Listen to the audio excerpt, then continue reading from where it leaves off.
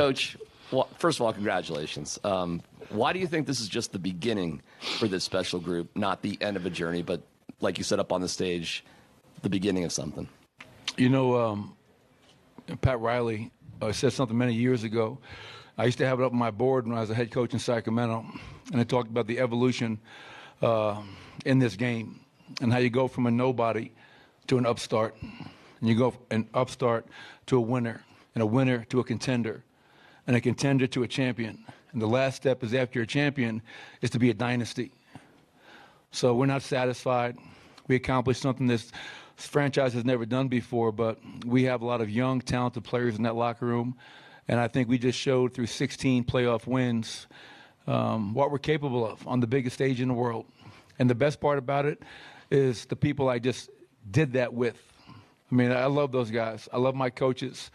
Stan and Josh Kroenke are incredible owners. Their support, their continued belief. Calvin Booth, first year as a GM. And I just have to say on a personal note, a huge thank you to my mother and father. I just spoke to them, let them know how much they're a part of this. Their love and support all along has meant the world to me. My beautiful wife, Jocelyn, my two daughters, Caitlin and Bridget. I'm a really blessed person, and I'm really enjoying this moment. So don't screw it up by asking a stupid question. All right, I won't. Standing on the front right. Uh-oh. He will. Two things.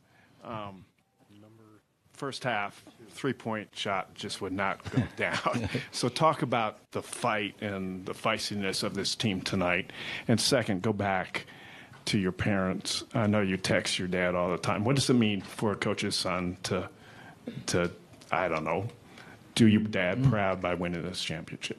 Well, to your point, the first question, foul trouble, Aaron, Nikola, Jeff. I thought DeAndre played a few minutes, but he went out there and did his job. So you couple the foul trouble with we couldn't make a free throw or a three-point shot, and we're down 7 at halftime. And that was my message at the break, kids, was that, you know what? We haven't played well. We've had foul trouble. We can't make a shot. We're only down by 7 points. And what I was most proud about was that throughout the game, if your offense is not working and your shots are not falling, you have to dig in on the defensive end.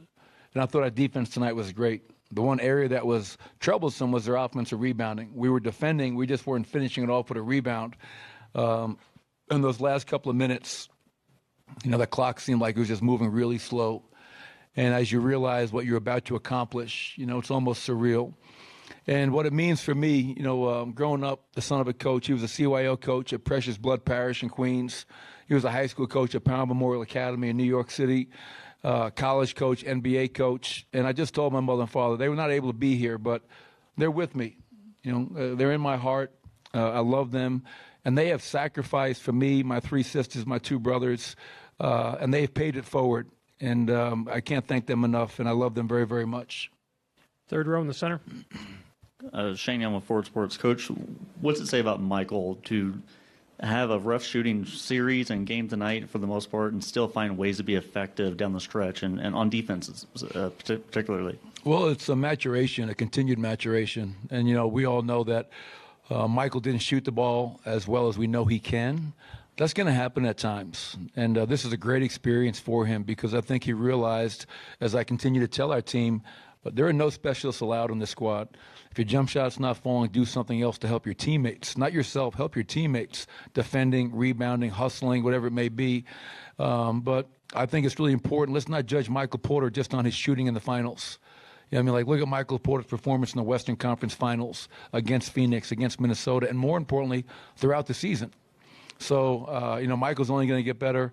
And to have he and Jamal back healthy, this is what I really envisioned a few years ago when we got Aaron Gordon. And, sometimes a dream is deferred, and our dream was deferred for a few years, but we stuck with it, and we added the right pieces. A huge shout-out to Calvin Booth and the job that he's done. And, this is just an unbelievable feeling. Brandon, standing on the right. Hey, Coach. Brandon Cristal, KOA here in Denver. I think I asked you last year at the end of the year as the Avs were going on their run and the Rams had just won. Is there any added pressure? And you kind of downplayed that, but now with them getting that Stanley Cup last year and obviously the Rams, how good does it feel to know that yours is right up there alongside them, in the Kroenke's trophy case? Well, I was just joking with Josh, as the champagne is being sprayed all over the place. I said, Josh, I'm a rookie at this. I really don't know what I'm doing, but you're used to this. You've won, Stanley Cups, Super Bowls, but our ownership group has been phenomenal throughout this entire process. 8 years is a long time, and very thankful, as I've said many times, in allowing this to get to this point, and win a championship. And, Stan and Josh are great owners.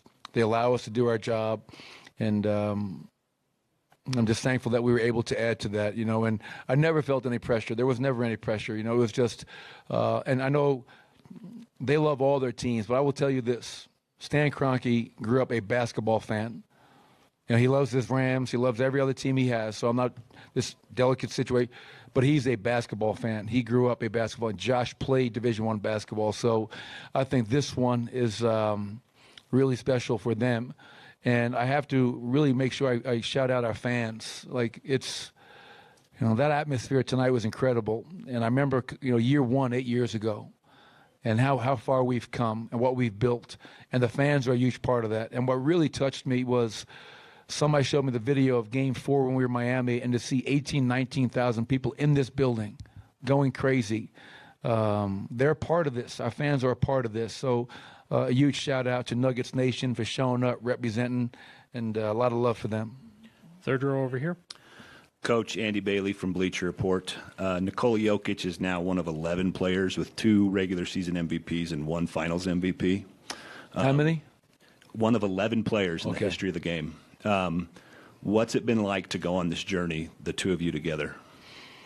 It's been amazing, because you can look at it one of two ways. You can look at it from the basketball perspective, 2 MVPs, finals MVP, world championship, and everything he's done on the court.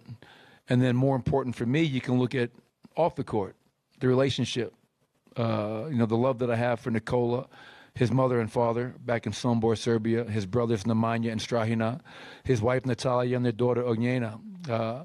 They're a wonderful family that I've gotten very close to.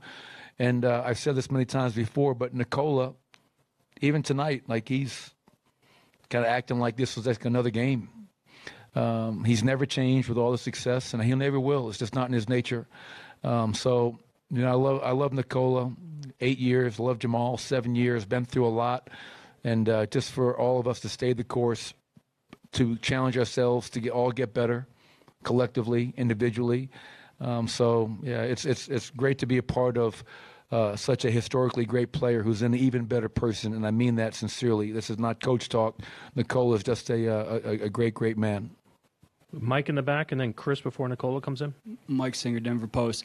Michael, I think after the Lakers series, it didn't hit you that you guys were going to the finals until maybe you were on the flight, and you kind of woke up from a dream a little bit.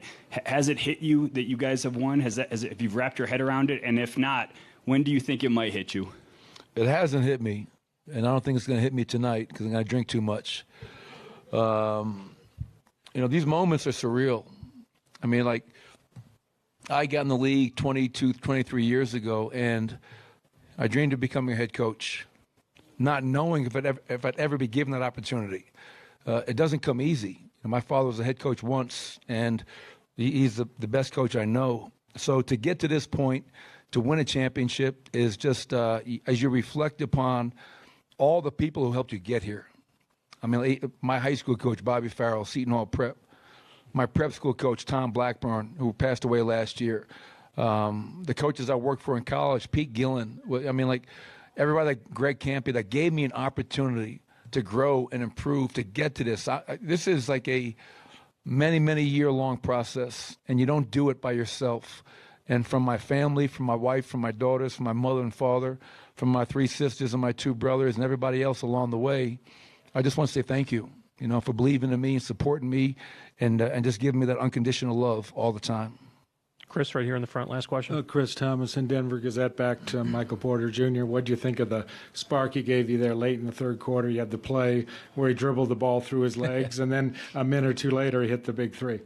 It's just stick-to-itiveness, staying with it, not feeling sorry for yourself. It's one of my favorite poems, D.H. Lawrence, Self-Pity. And, I hate people that feel sorry for themselves. And Michael didn't. All right, I'm not making shots. So what? What else can I do to help this team win a championship? And that play where he went between the legs and finished was an amazing play. And that three that he hit, you could feel the whole arena be like, wow, there is not a lid on the rim. We can actually make shots tonight. So, and I think it's important for everybody to understand that Michael's a young player. He missed his rookie season. He played 9 games last year. And I did my radio show a week ago, and one of the hosts said, a lot of people in Denver are wondering if you're going to make a change to your starting lineup. After a win, mind you. I said, no, of course not. Michael Porter's our starting small forward, and he's a big part of our future. And I know next time he's on the stage, he's only going to be better off for going through this experience. Thank you, Coach. Everybody, thank you. Cheers.